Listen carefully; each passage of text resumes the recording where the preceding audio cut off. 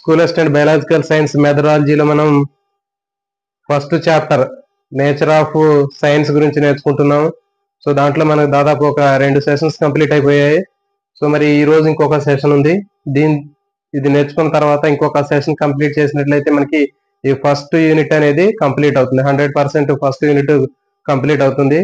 ఈ నేచర్ కి సంబంధించినటువంటి విజ్ఞాన శాస్త్రం యొక్క స్వభావానికి సంబంధించి కొన్ని నిర్వచనాల డెఫినేషన్స్ అనేవి ఉన్నాయి. సో అది ఒక చిన్న క్లాస్ ఒక హాఫ్ అన్ అవర్ లో అయిపోతుంది.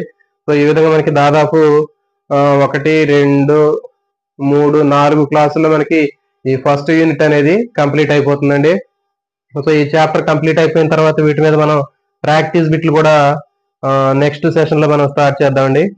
సో మనకి ఈ రోజు నెక్స్ట్ టాపిక్ గురించి చూద్దాం. శాస్త్రీయ పద్ధతి, సైంటిఫిక్ మెథడ్ లేదా సైంటిఫిక్ అప్రోచ్ అనేటటువంటిది ఎట్లా ఉంటుంది ఏంటి అనేది మనం ఇక్కడ డిస్కస్ చేద్దాం.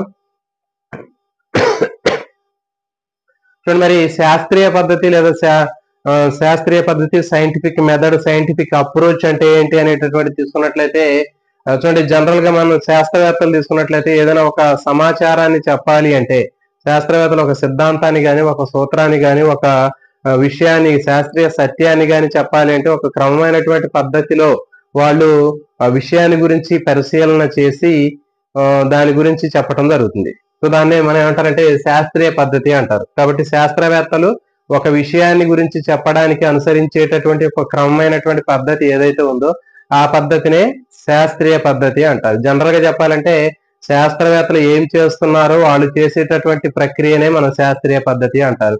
మరి శాస్త్రవేత్తలకి మనకి ఉండేటటువంటి తేడా ఏంటి అంటే మనం ఏదైనా ఒక విషయాన్ని గురించి చెప్పాలి అనుకున్నప్పుడు మనం ఓరల్ గా దాని గురించి చెప్తాం. అంటే ఏంటి, మనం పరికల్పన స్థాయిలోనే ఉంటుంది. అది మనం చెప్పేటటువంటిది ఏంటి అంటే ఒక ఊహని ఆధారంగా చేసుకుని చెప్పడం జరుగుతుంది. కానీ శాస్త్రవేత్తలు ఎట్లా చెప్తారంటే వాళ్ళు ఏదైతే ఊహ లేదా పరికల్పన ఉందో ఆ పరికల్పనని ప్రయోగపూర్వకంగా చేసి 1కి 2 సార్లు చెక్ చేసుకుని విశ్లేషణ చేసి అనాలిసిస్ చేసి ఒక సూత్రాన్ని కానీ ఒక సిద్ధాంతాన్ని కానీ ఒక కొత్త విషయాన్ని కానీ వాళ్ళు ఆవిష్కరించడం జరుగుతుంది.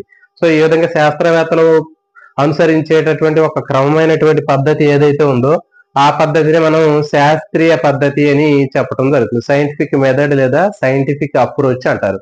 శాస్త్రవేత్తలు అనుసరించే ఒక క్రమమైనటువంటి విధానము పద్ధతిని శాస్త్రీయ పద్ధతి అని చెప్తూ ఉంటారు. మరి చూడండి, జనరల్ గా తీసుకున్నట్లయితే తరగతి గదిలో ఉన్నటువంటి విద్యార్థులు సైన్స్ నేర్చుకునేటప్పుడు పుస్తకంలో ఉన్నటువంటి సమాచారాన్ని నేరుగా వాళ్ళు బట్టి చదవటం అనేది సరైనటువంటి పద్ధతి కాదు. అంటే పుస్తకంలో ఉన్నటువంటి సమాచారాన్ని వాళ్ళు కంఠస్థం పెట్టడం కానివ్వండి, లేకపోతే బట్టి పట్టడం కానివ్వండి, లేకపోతే దానికి సంబంధించినటువంటి సమాచారాన్ని వాళ్ళు పూర్తిగా బట్టి తీసుకోవటం అనేటటువంటిది సరైనటువంటి పద్ధతి కాదు. మరి ఏంటి అంటే పిల్లవాడు తాను తెలుసుకోవాల్సినటువంటి విషయాన్ని తానే స్వయంగా తెలుసుకోవాలి. అంటే దాని మీద విశ్లేషణ చేసి తానే జ్ఞాన నిర్మాణం ద్వారా నేర్చుకోవాలి. అంటే చెప్పాం కదా, నాలెడ్జ్ కి సంబంధించినటువంటి నాలెడ్జ్ కన్స్ట్రక్షన్ ద్వారా అతను సొంతగా విద్యార్థి ఒక విషయాన్ని గురించి తానే సొంతగా నేర్చుకోవాలి. అట్లా కాకుండా టెక్స్ట్ బుక్ లో ఉన్నటువంటి విషయాన్ని చదివి అతను బట్టి చదివి నేర్చుకోవటం అనేది అది సరైనటువంటి పద్ధతి కాదు అని మనం గుర్తుంచుకోవాలి. సో కాబట్టి జ్ఞాన నిర్మాణం ఆధారంగా అంటే ఒక విద్యార్థి జ్ఞాన నిర్మాణం ఆధారంగా సొంతగా అతను తనంతట తానే జ్ఞాన నిర్మాణాన్ని తయారు చేసుకుని దానికి సరైనటువంటి ఒక మార్గాన్ని రూపొందించుకొని అప్పుడు ఆ విద్యార్థి ఒక విషయాన్ని నేర్చుకోవాలి. నాలెడ్జ్ కన్స్ట్రక్షన్ ద్వారా విద్యార్థి ఒక విషయాన్ని గురించి నేర్చుకున్నట్లయితే అప్పుడు ఆ విద్యార్థిలో మనకి శాస్త్రీయ ప్రగతి అనేటటువంటిది సైంటిఫిక్ డెవలప్మెంట్ అనేది కనిపిస్తూ ఉంటుంది. మరి ఈ విషయాన్ని చెప్పినటువంటిది ఎవరు అంటే national curriculum framework 2005 and national curriculum frame 2011. So వీళ్ళు చెప్పడం జరిగింది.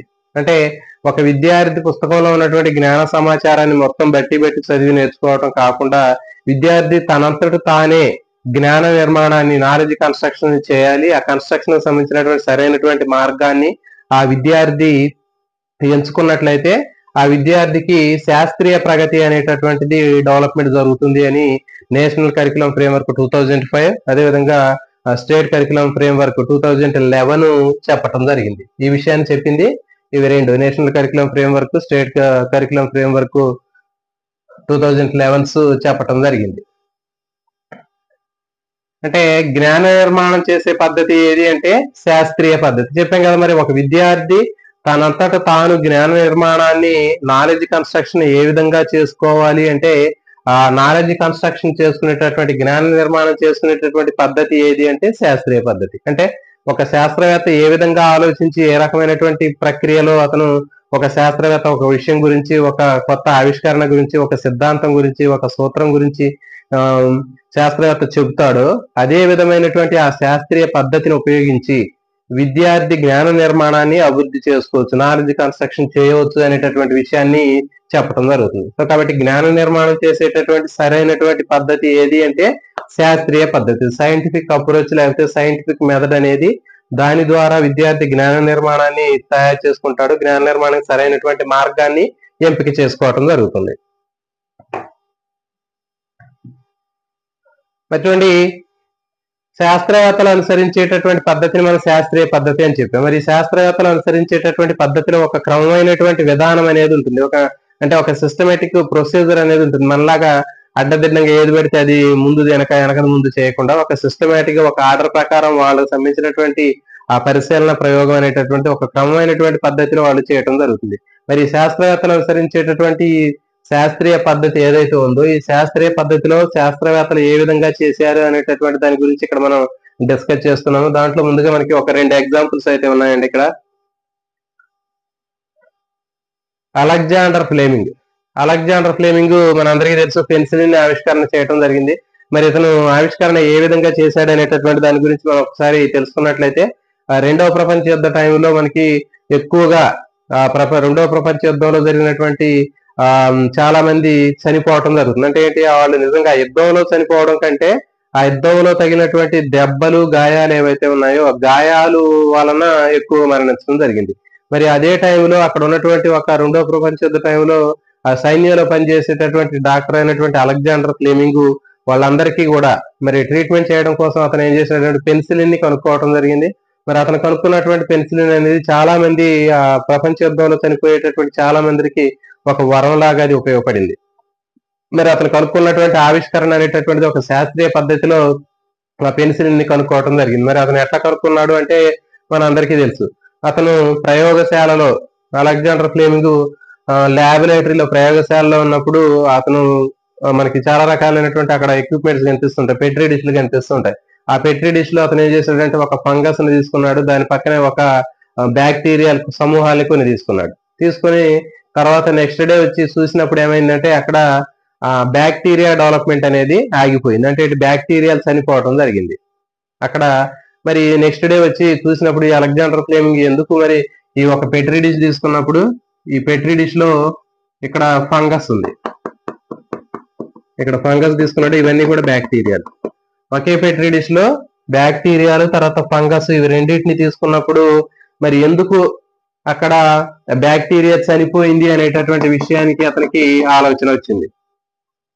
తర్వాత అతను అనుకున్నాడు ఆ పెట్రీ డిష్ లో ఉన్నటువంటి బ్యాక్టీరియా ఎందుకు చనిపోయింది అంటే దాని పక్కనే ఉన్నటువంటి ఫంగస్ ఉంది, ఆ ఫంగస్ ఉండటం వల్ల బ్యాక్టీరియా చనిపోయింది అనేటటువంటి ఒక ఆలోచన అనేది అతనికి రావటం జరిగింది. అంటే ఒక ఊహ అనేటటువంటిది రావటం జరిగింది. సో తర్వాత ఏం చేశాడు అంటే తన మరి ఆలోచన పరికల్పన ఏదైతే ఉందో దాన్ని ప్రూవ్ చేయడం కోసం నిజంగానే అతను ఏం చేశాడు, ఇంకో పెట్రీ డిష్ తీసుకున్నాడు, దాంట్లో ఒక ఫంగస్ ని తీసుకున్నాడు. తీసుకున్నటువంటిది ఏంటంటే పెన్సిలియం నోటేటం అనేటటువంటి ఆ ఫంగస్, పెన్సిలియం నోటేటం అనేటటువంటి ఫంగస్ ని తీసుకున్నాడు, దీని పక్కన కొన్ని బ్యాక్టీరియాలు తీసుకొని అదే విధమైనటువంటి ప్రయోగం చేసినప్పుడు నెక్స్ట్ డే మళ్ళీ అబ్జర్వేషన్ చేసినప్పుడు అక్కడ ఉన్నటువంటి ఆ పెట్రీ డిష్ లో బ్యాక్టీరియాలన్నీ కూడా చనిపోవడం జరిగింది.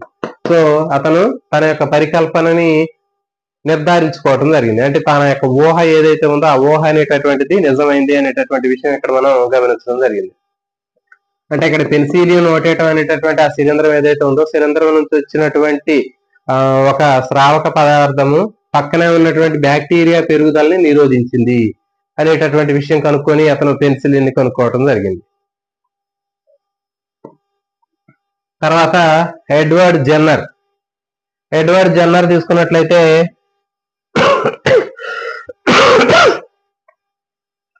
ఎడ్వర్డ్ జెన్నర్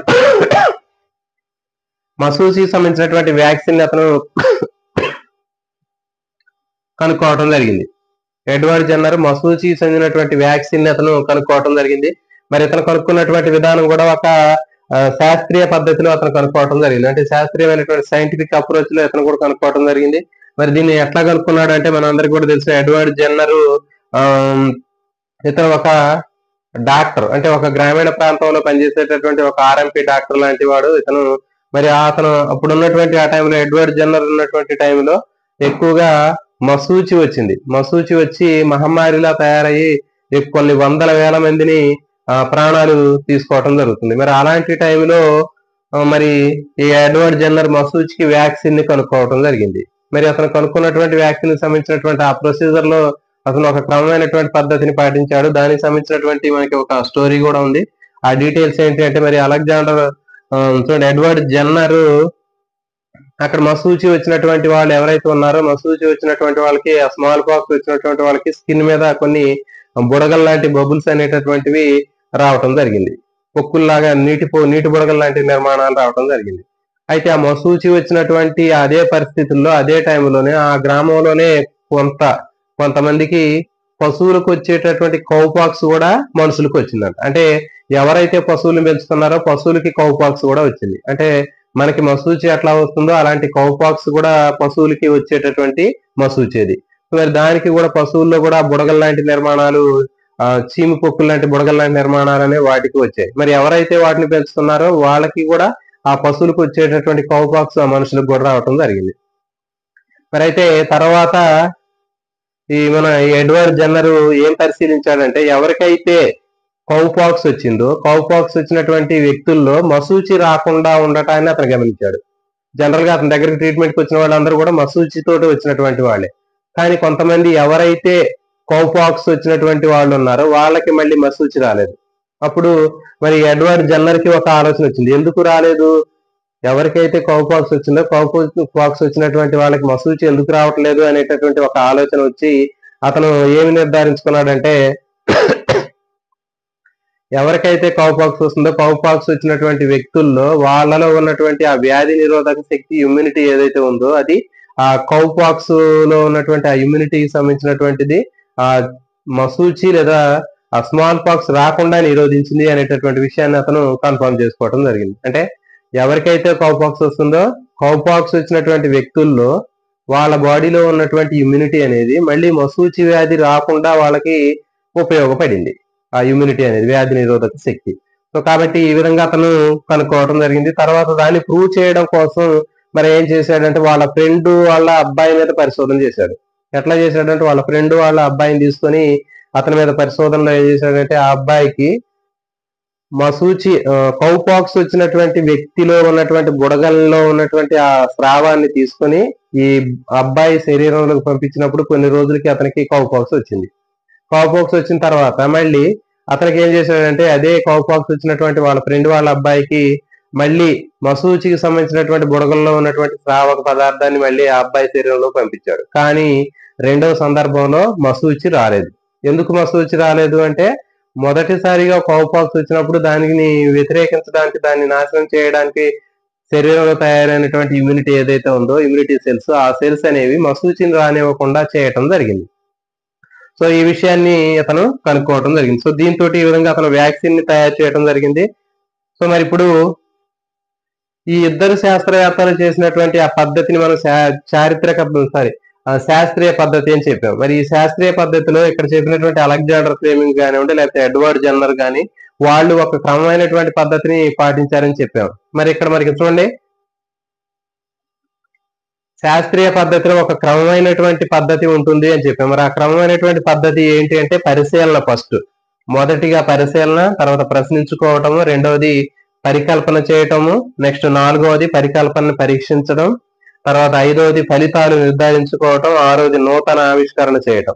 సో ఈ విధంగా మనకి 6 రకాలైనటువంటి అంశాలు అనేవి మనకి దీంట్లో కనిపిస్తూ ఉంటాయి. అంటే శాస్త్రీయ పద్ధతిలో ఉండేటటువంటి ఒక క్రమమైనటువంటి పద్ధతిలో ఉండేటటువంటి అంశాలు ఏంటి అంటే ఈ 6 రకాలైనటువంటి అంశాలు ఉంటాయి. మరి ఇప్పుడు అలెగ్జాండర్ ఫ్లెమింగ్ కానివ్వండి, లేకపోతే ఎడ్వర్డ్ జెన్నర్ కానీ వాళ్ళు చేసినటువంటి ఆ పరిశోధన క్రమంలో ఈ స్టెప్స్ ఎట్లా ఉన్నాయి అనేది ఇక్కడ మనం చూసినట్లయితే మనకి పూర్తిగా అర్థమవుతుంది. ముందుగా పరిశీలన. చూడండి, అలెగ్జాండర్ ఫ్లేమింగ్ ఏం పరిశీలన చేశాడు, ఎడ్వర్డ్ జన్నర్ ఏం పరిశీలన చేశాడు.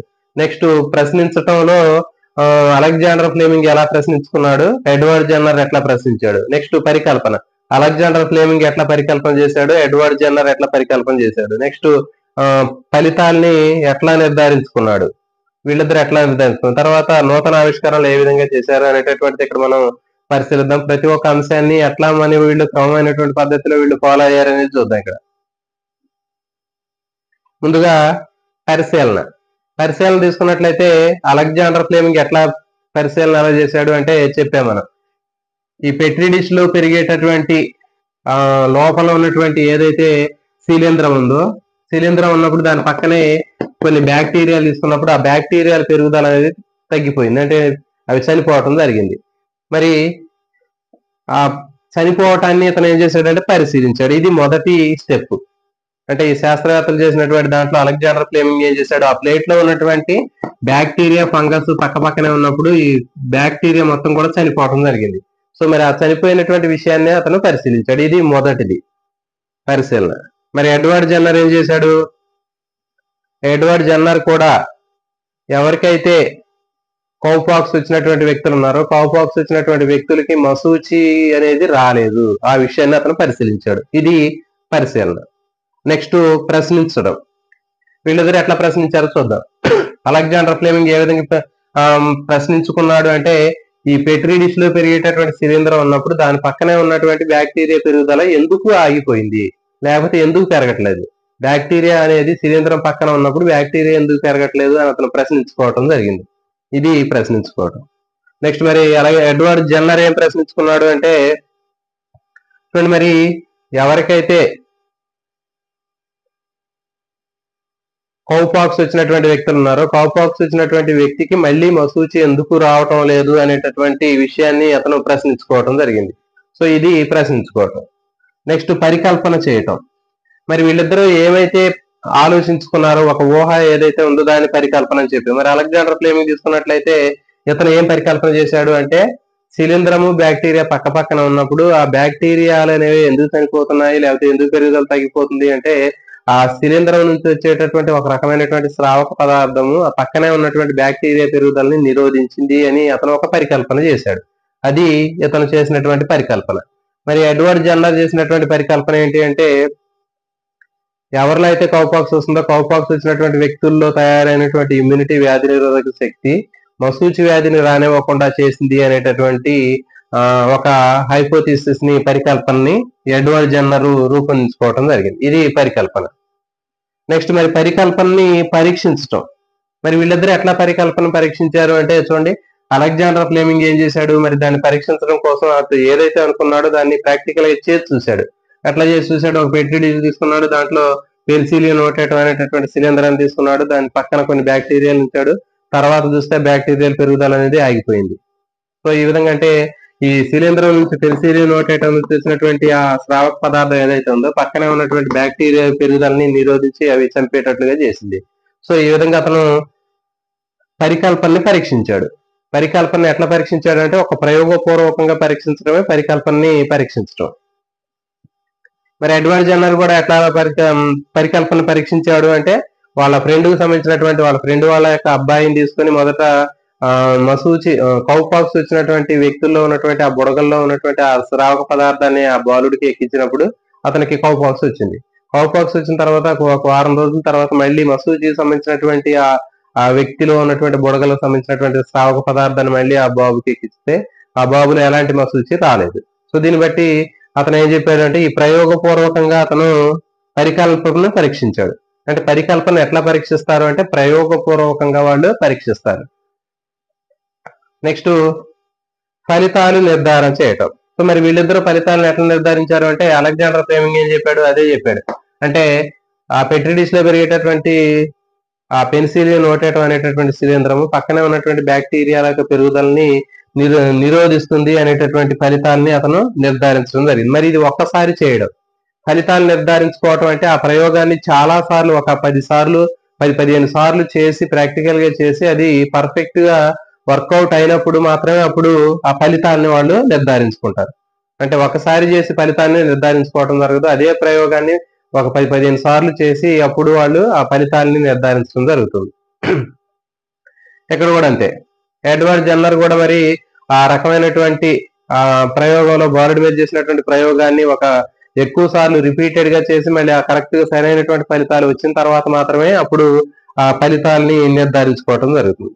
సో తర్వాత ఏంటి అంటే ఒక నూతన ఆవిష్కరణ అనేది దారితీస్తుంది దాంతో. అంటే ఏంటి, ఇక్కడ ఒక వ్యాక్సిన్ కనుక్కోవటం కానివ్వండి, లేకపోతే ఒక పెన్సిలిన్, ఒక యాంటీబయోటిక్ కనుక్కోవటం కానీ మనకి ఒక నూతన ఆవిష్కరణ చెప్పవచ్చు. కేవలం నూతన ఆవిష్కరణలే కాకుండా శాస్త్రీయ సిద్ధాంతాలు, సూత్రాలు, నియమాలు ఇట్లాంటివన్నిటిని కూడా మనకి ఈ శాస్త్రీయ పద్ధతిలో మనం కనుక్కోవటం జరుగుతుంది. సో ఇది ఈ విధంగా మనకి శాస్త్రీయ పద్ధతిలో ఉండేటటువంటి క్రమమైనటువంటి పద్ధతిలో ఉండే వరుస క్రమం ఏంటి అని అడిగినప్పుడు ఖచ్చితంగా ఇవి గుర్తుపెట్టుకోవాలి. మొదటి పరిశీలన, తర్వాత ప్రశ్నించుకోవటం, మూడవది పరికల్పన చేయటం, నాలుగవది పరికల్పనని పరీక్షించడం. పరికల్పన ఎట్లా పరీక్షిస్తారు అంటే ప్రయోగపూర్వకంగా పరీక్షిస్తారు. నెక్స్ట్ ఫలితాలని నిర్ధారించుకోవటం, అంటే ఒకసారి చేసినటువంటి ప్రయోగాన్ని మళ్ళీ మళ్ళీ చేసి దాన్ని కన్ఫర్మ్ చేసుకుంటారు. ఇది నిర్ధారణకు రావటం. తర్వాత ఫైనల్ గా నూతన ఆవిష్కరణ చేయటం జరుగుతుంది. ఈ విధంగా ఒక సూత్రాన్ని కానీ, ఒక సిద్ధాంతాన్ని కానీ, ఒక కొత్త ఆవిష్కరణ కానీ కనుక్కోవటం జరుగుతుంది. సో ఇది దీనికి సంబంధించింది. నెక్స్ట్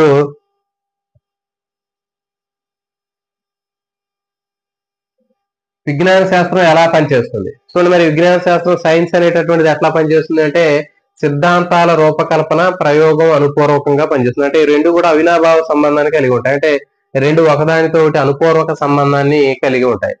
సిద్ధాంత రూపకల్పన తీసుకున్నట్లయితే ఒక సిద్ధాంతం అనేది ఎప్పుడైతే శాస్త్రవేత్తలు వివిధ రకాలైనటువంటి ప్రయోగాలు, పరిశీలనలు చేసి ఒక సిద్ధాంతాన్ని, ఒక సూత్రాన్ని, ఒక నియమాన్ని రూపొందిస్తారో ఆ రూపొందించినటువంటి ఆ సూత్రము, సిద్ధాంతము, నియమము, నిబంధన ఏదైతే ఉన్నాయో అవన్నీ కూడా తర్వాత ప్రయోగపూర్వకంగా చేసి చూసినప్పుడు మళ్ళీ అది అదే విధమైనటువంటి రిజల్ట్ అనేది రావాలి. సో మరి దాన్ని ప్రయోగపూర్వకంగా అనుపూర్వకం అని చెప్తారు. అంటే చెప్పినటువంటి సిద్ధాంతం ప్రాక్టికల్ గా అది వర్కౌట్ అవ్వాలి. అంటే ఏ శాస్త్రం, ఇంత గతంలో కూడా చెప్పాం, అంటే ఒక విషయాన్ని శాస్త్రవేత్తలు చేసినటువంటి ఒక విషయం ఏదైతే ఉందో, చెప్పిన విషయాన్ని అది ఎవరైనా సరే, ఏ సందర్భంలోనైనా సరే, ఎప్పుడైనా ఎక్కడైనా అది పరీక్షించే విధంగా ఉండాలి అని మనం చెప్పడం జరిగింది. సో కాబట్టి ఇక్కడ ఈ సిద్ధాంతాన్ని ఎవరైతే రూపొందించినటువంటి సిద్ధాంతము ఎప్పుడు అది కరెక్ట్ అని చెప్తామంటే దాన్ని ప్రయోగపూర్వకంగా చేసి, 1-2 సార్లు ప్రయోగపూర్వకంగా చేసి ఎవరు ఎప్పుడు చేసినా గానీ మరి సరైనటువంటి రిజల్ట్ వచ్చినట్లయితే అప్పుడు దాన్ని ఒక సిద్ధాంతంగా చెప్పడం జరుగుతుంది. సో కాబట్టి సిద్ధాంతాన్ని రూపకల్పనకి ముఖ్యమైనటువంటి అంశం ఏంటి అంటే ప్రయోగం అని చెప్పొచ్చు. సో ఫర్ ఎగ్జాంపుల్ ఇక్కడ చూడండి, లా మార్క్ ఆర్జిత గుణాల అనువంశికత సిద్ధాంతాన్ని చెప్పడం జరిగింది. ఎక్వైర్డ్ క్యారెక్టర్ ఇన్హెరిటెన్స్ అనేటటువంటి సిద్ధాంతాన్ని చెప్పడం జరిగింది లా మార్క్. మరి అతను ఏం చెప్పాడంటే ఏదైనా ఒక జీవి తన జీవిత కాలంలో తన అవసరాల కోసం పెంపొందించుకునే లక్షణాలను ఆర్జిత లక్షణాలు అంటారు. ఆ లక్షణాలు ఒక తరం నుంచి ఇంకో తరానికి అనువంశికంగా వస్తే దాన్ని ఆర్జిత గుణాల అనువంశికత, ఎక్వైర్డ్ క్యారెక్టర్స్ ఇన్హెరిటెన్స్ అని చెప్పాడు. సో దానికోసం జిరాఫీ మీద ఒక సిద్ధాంతాన్ని రూపొందించాడు. మరి ఆ జిరాఫీలో ఆహార కొరత ఏర్పడినప్పుడు, అవి నేల మీద ఉన్నటువంటి ఆహారం అందుబాటులో లేనప్పుడు వాటి ముందు కాళ్లను, మెడను పొడవుగా సాచి చెట్ల మీద ఉన్నటువంటి ఆహారాన్ని అందుకునే ప్రయత్నం చేసినప్పుడు వాటి ముందు కాళ్ళు, మెడ పొడవుగా సాగాయని ఇతను చెప్పడం జరిగింది. సో దీన్ని లామార్క్ ఆర్జిత గుణాల అనువంశికత సూత్రం అని చెప్పాం. కానీ తర్వాత ఇతను చెప్పినటువంటి దాన్ని వీజ్మన్ ఏం చేశాడు అంటే ప్రయోగపూర్వకంగా అతను చేసి చూశాడు.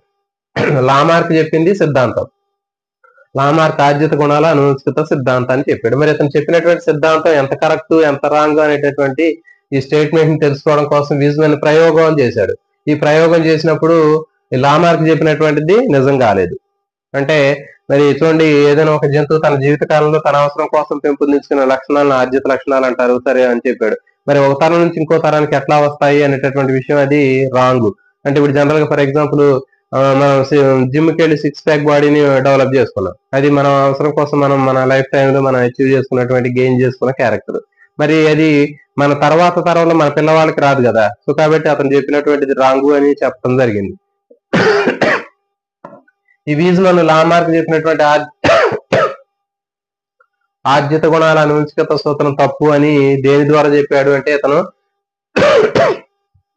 ఎలుకల మీద ప్రయోగం చేశాడు. అంటే ఎలుకల్లో 21 తరాల వరకు అతను పరిశీలన చేసి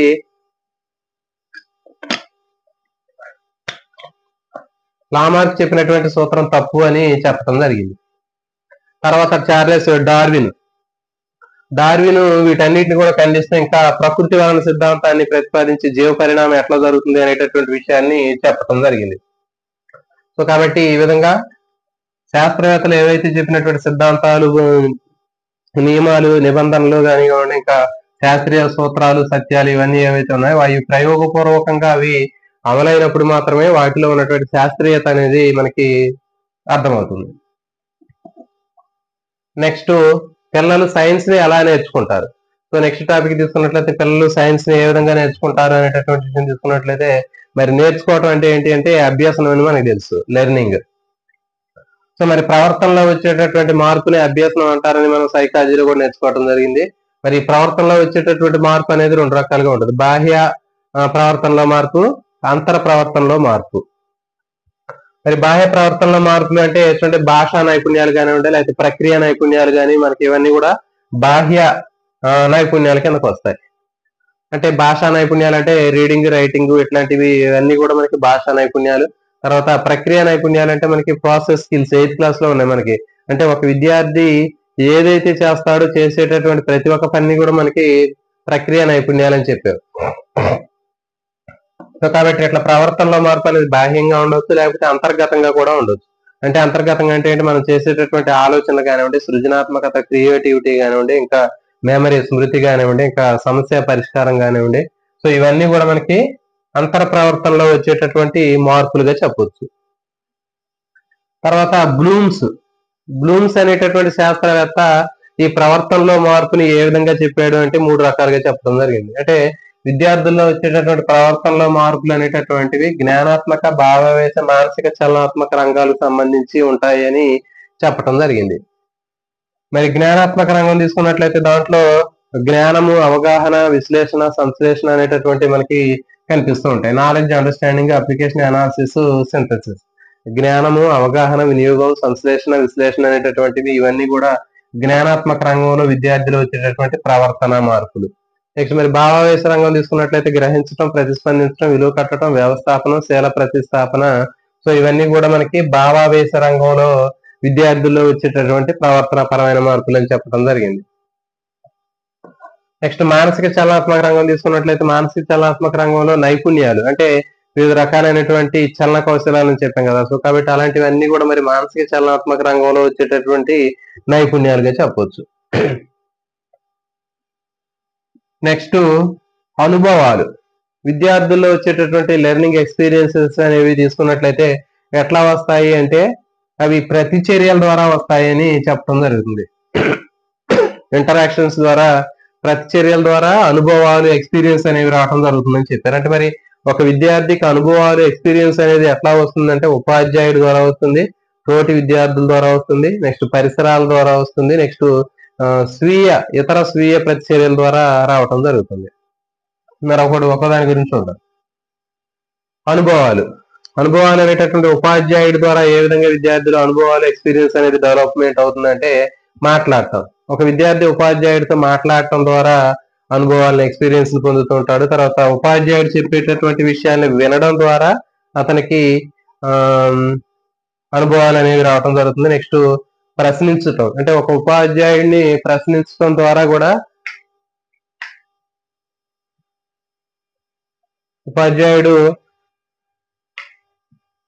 ఉపాధ్యాయుడిని విద్యార్థి ప్రశ్నించడం ద్వారా కూడా అతనికి అనుభవం అనేది పెరుగుతుంది. నెక్స్ట్ ఇతర రకాలైనటువంటి సమాచారాల ద్వారా అంటే వివిధ రకాలైనటువంటి సామాజిక మాధ్యమాల ద్వారా కానీ ఉపాధ్యాయుడితో ఆ విద్యార్థి ఇంటరాక్ట్ అయ్యి తనకు సంబంధించినటువంటి ఎక్స్పీరియన్స్ ని డెవలప్ చేసుకోవచ్చు. సో ఇది తర్వాత తోటి విద్యార్థులతోటి అంటే చర్యల ద్వారా, తర్వాత సంవాదము ద్వారా, తర్వాత గ్రూప్ ప్రాజెక్టులు చేయడం ద్వారా, తర్వాత గ్రూప్ యాక్టివిటీలు చేయడం ద్వారా, సో వీటన్నిటి ద్వారా కూడా విద్యార్థి తోటి విద్యార్థులతోటి అతను ప్రతిచర్యలు జరపడం వల్ల అనుభవాల్ని పెంపొందించుకుంటాడు. నెక్స్ట్ పరిసరాల ద్వారా, తర్వాత TLM, టీచింగ్ లెర్నింగ్ మెటీరియల్స్ ద్వారా అంటే ఏంటి, బుక్స్ ద్వారా కానివ్వండి, ఇంకా ల్యాబ్ యాక్టివిటీలు కానివ్వండి, ఇంకా పరిశోధన రీసెర్చ్ ద్వారా కానీ విద్యార్థి పరిసరాల నుంచి, తర్వాత TLM నుంచి ప్రతిచర్యల ద్వారా అనుభవాల్ని పెంపొందించుకుంటాడు. నెక్స్ట్ ఇతర స్వీయ ప్రతిచర్యలు తీసుకున్నట్లయితే సొంతగా విద్యార్థి ఆలోచించడం కానివ్వండి, ఇంకా ఊహించడం కానివ్వండి, ఇతర రకాలైనటువంటి పద్ధతుల ద్వారా కానీ ఒక విద్యార్థి అనుభవాల్ని పెంపొందించుకోవడం జరుగుతుంది. సో ఇది ఈ రోజు దీనికి సంబంధించినటువంటి టాపిక్ అండి. మళ్ళీ ఇంకొక టాపిక్ ఉంది దీనికి సంబంధించినటువంటిది. ఆ టాపిక్ ఏంటి అంటే విజ్ఞాన శాస్త్రానికి సంబంధించినటువంటి స్వభావానికి సంబంధించినటువంటి కొన్ని నిర్వచనాలు, దాదాపు ఒక 10 నిర్వచనాలు ఉన్నాయి. మరి ఆ 10 నిర్వచనాలు కూడా డైరెక్ట్ గా మనం చదువుకొని ఉండాల్సినటువంటి అవసరం ఉంటుంది. సో వాటి గురించి మనం నెక్స్ట్ ఇంకో క్లాస్ లో చూద్దాము. అది చెప్తే మనకి కంప్లీట్ గా చాప్టర్ అయిపోతుంది. అయిపోయిన తర్వాత వీటి మీద అన్నిటి మీద ప్రాక్టీస్ బిట్లు కూడా మనం ఈ చాప్టర్ లో కంప్లీట్ గా అన్ని రకాలైనటువంటి, అంటే ఇప్పుడు లేటెస్ట్ క్వశ్చన్ పేపర్ లో మనకి ఎలాంటి క్వశ్చన్స్ అనేవి వస్తున్నాయి అనేటటువంటి నాలెడ్జ్ బేస్డ్ క్వశ్చన్లు కానివ్వండి, అండర్స్టాండింగ్ అప్లికేషన్ క్వశ్చన్లు, నెగిటివ్ క్వశ్చన్లు, మ్యాచింగ్స్, బిట్స్, సో ఇలాంటివి అన్నిటిని కూడా మనం తయారు చేసి మనకి బిట్స్ సంబంధించినటువంటి చాప్టర్ వైజ్ గా మనం ముందుకు వెళ్దామండి. సో ఎవరైనా వీడియోని లైక్ చేయకపోతే వీడియోని లైక్ చేయండి, అదేవిధంగా మీ ఫ్రెండ్స్ కి షేర్ చేయండి.